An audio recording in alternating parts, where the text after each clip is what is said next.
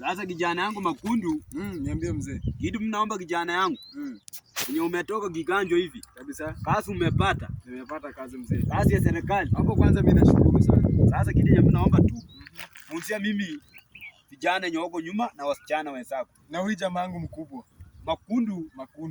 Njwanga. Njwanga kijana yangu Njwanga mchinga hiyo kijana ulevi tu hiyo. Kijana unataka ukue dawa yake. Mimi nitasaidia kijana mzee. Wewe usiko na wasiwasi.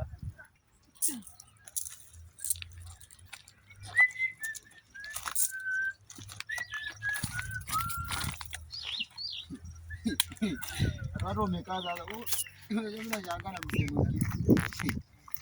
Jana, unaita mimi mzee? Unaita mimi mzee? Umesumbua sana bwana. Unajua umesumbua mzee sana. Mimi sitasamehe. Sitasamehe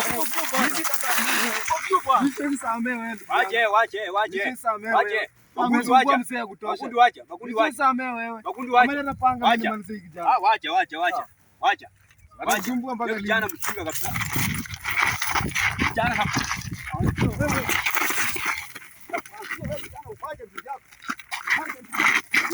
Mimi naenda kwa mchomba.